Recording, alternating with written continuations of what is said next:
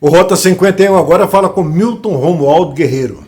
Ele é mineiro, morou muito tempo em São Paulo, retornou à Bahia, é sanfoneiro, compositor, forrozeiro, é um homem que faz o forró raiz.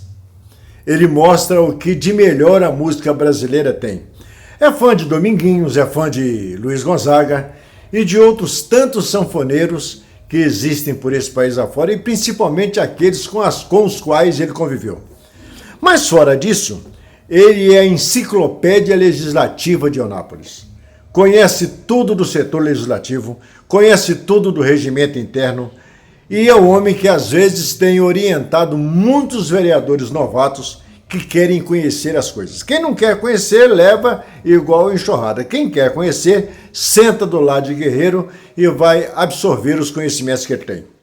Guerreiro conhece tudo da Câmara Municipal, está desde os princípios da Câmara Municipal, trabalhou junto com Amós Bispo Ferreira, um dos vereadores e presidentes da Câmara, conheceu de perto Zinho, que faleceu recentemente, e agora nós vamos falar com Guerreiro. Guerreiro, quantos anos de Câmara?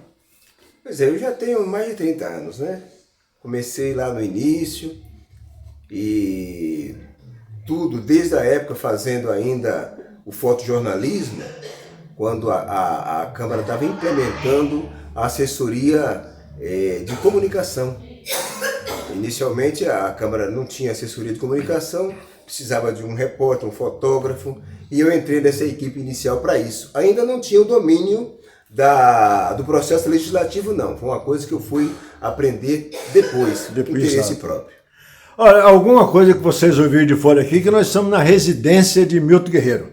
E residência é uma pessoa para lá, outra pessoa para cá e conversa, mas é o ambiente residencial. Não existe uma residência silenciosa, existe um ambiente residencial. E é assim que a gente gosta de fazer para mostrar a simplicidade das pessoas. Eu vou mostrar uma coisa aqui que também faz parte da vida do Milton Guerreiro. Como eu disse antes, aqui está a sua Roland elétrica, que ele toca, que ele compõe suas músicas, e é isso aí. Guerreiro, a Câmara de Vereadores não é um bicho de 7 cabeças. Mas é preciso que se tenha inteligência para saber legislar e conjugar os poderes. A Câmara, que é o poder legislativo, e a Prefeitura, que é o poder executivo. Um não pode depender do outro. Tem que ser independentes, mas harmônicos ao mesmo tempo. E esses 30 anos de Câmara de Vereadores, o que você tem visto por aí? Então, na verdade, o processo legislativo, que no Brasil é igual em todas as cidades, faz com que a gente tenha que compreender o passo a passo. Assim como o legislativo tem suas prerrogativas, o executivo também tem. Então, um não pode invadir o espaço do outro. E isso a gente tem esse domínio justamente na lei orgânica e no regimento interno que estabelece essa separação. Existe, então, uma legislação específica para isso. Em relação à vereança especificamente, cada vereador que tem as suas proposições, o que ele precisa entender, basicamente, quando chegam lá, é que existem matérias em que a Câmara, enquanto Poder Legislativo, não pode invadir o espaço do Executivo. Então, a Câmara tem suas regras e tem as suas prerrogativas, e o Poder Executivo também tem.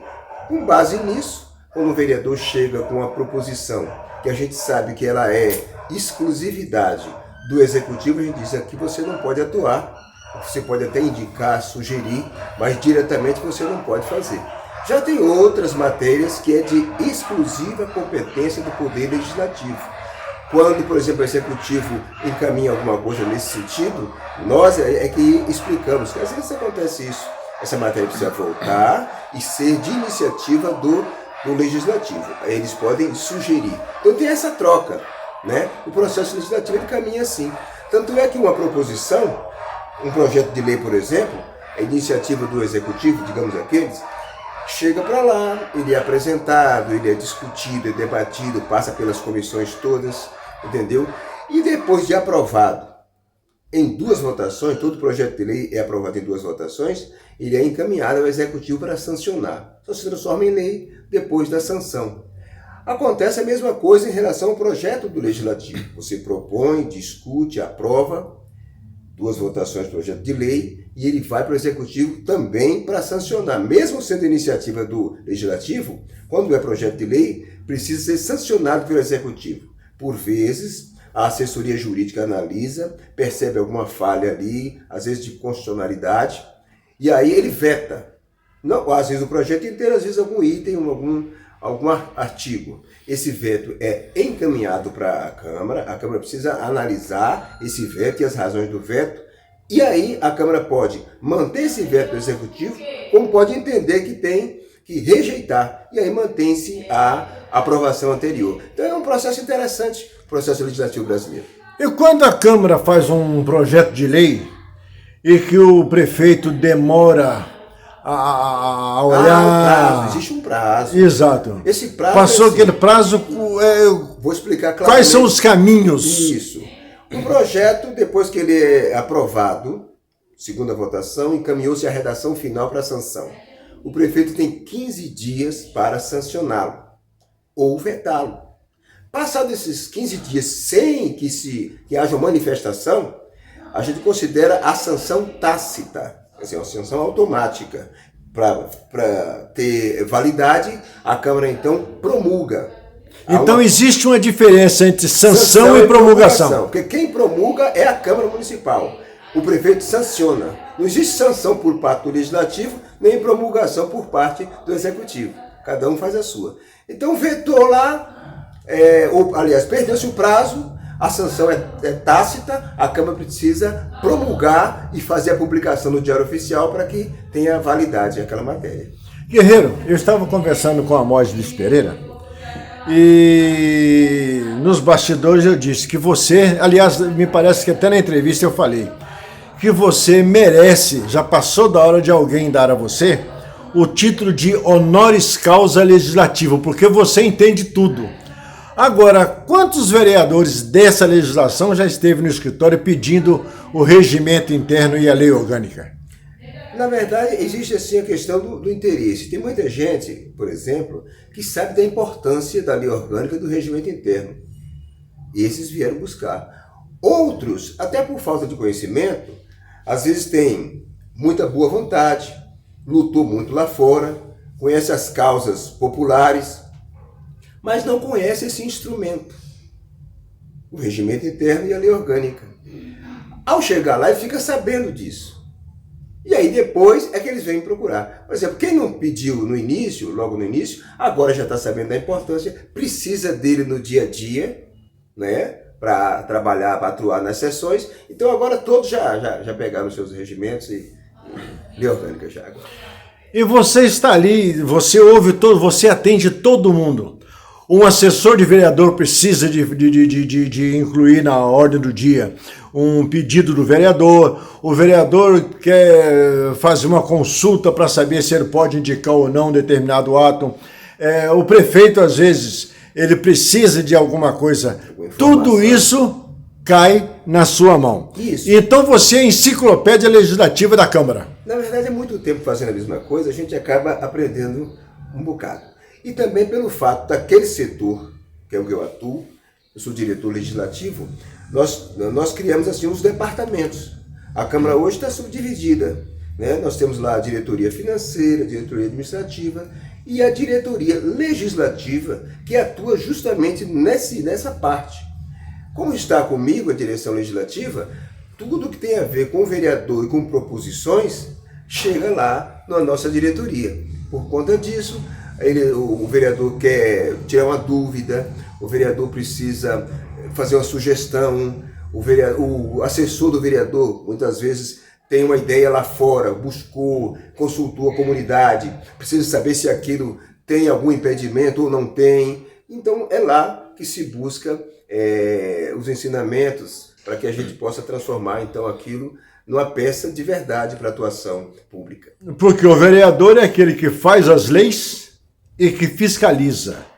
Essa é a função do vereador. Essa é a atribuição. Então, para que ele faça isso com liberdade e com efetividade, ele precisa saber, ele precisa conhecer o regimento interno. E além disso, não é só isso não. Além do regimento interno, que é o que atua, a condição do trabalho dele, e a lei orgânica que determina tudo que rege o município, ele tem que ter conhecimento sobre a Constituição Federal.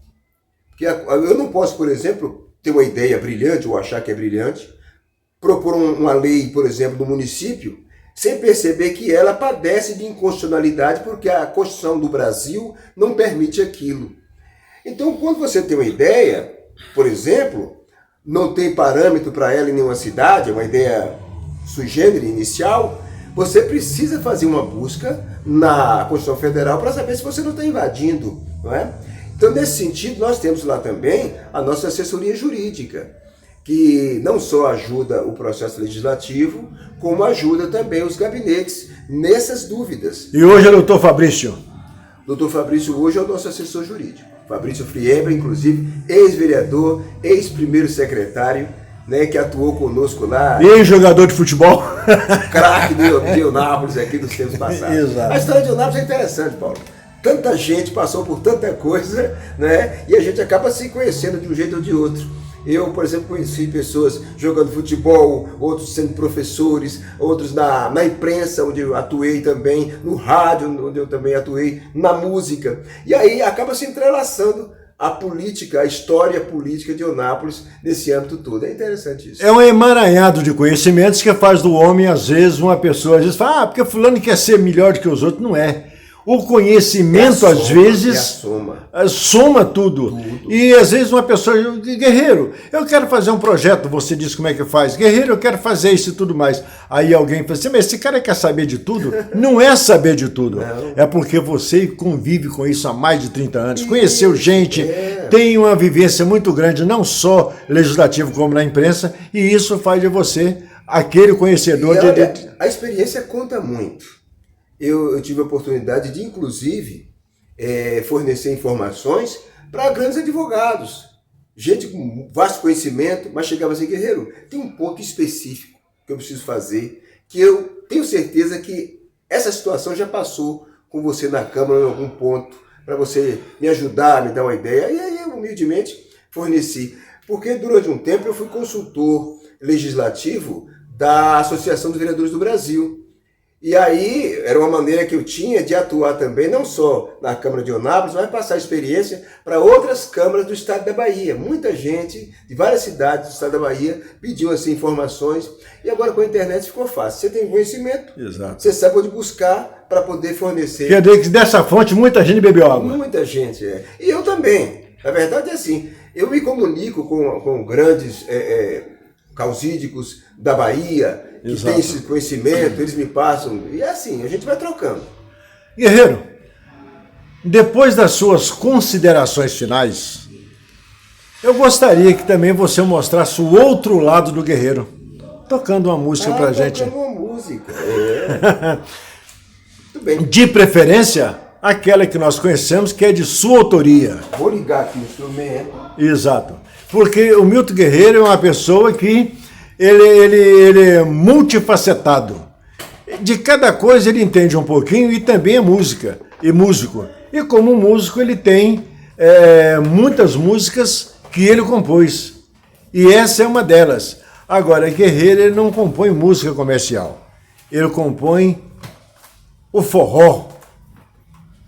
E o forró é a música típica da Bahia. Primeiro, Guerreiro, os seus conhecimentos, que é para nós podermos, que é para você fechar a entrevista. E logo após você pode fechar a entrevista e puxar o fole.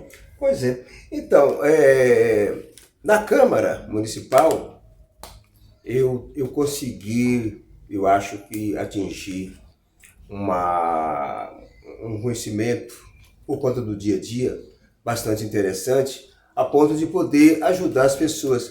Porque não só o vereador, por vezes, pessoas, cidadãos comuns, eles buscam orientações em relação à cidade e eles vão lá.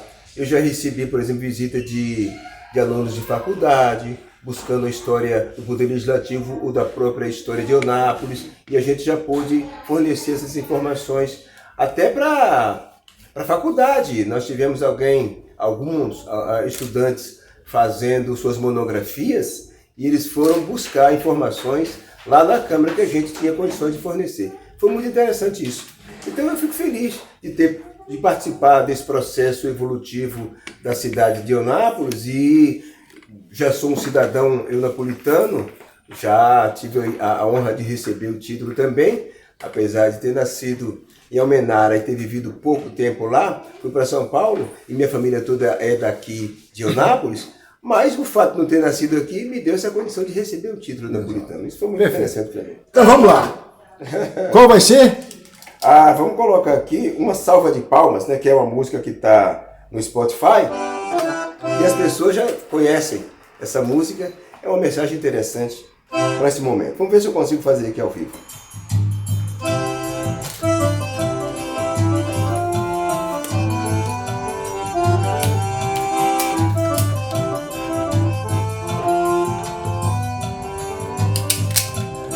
Quero pedir uma salva de palmas para saudar o final do serviço, agradecer o empenho de todos. Tá bacana, tá bonito. Quero pedir uma salva de palmas para saudar o final do serviço, agradecer o empenho de todos. Tá bacana, tá bonito. Que bom, o tirão do bem-querer faz o amor acontecer. Lição de fraternidade, receita do bem viver. Que bom, quando tudo acaba bem, razão pra comemorar. Vitória da parceria e o bom Deus abençoar. Quero pedir uma salva de palmas para saudar o final do serviço, agradecer o empenho de todos. Tá bacana, tá bonito.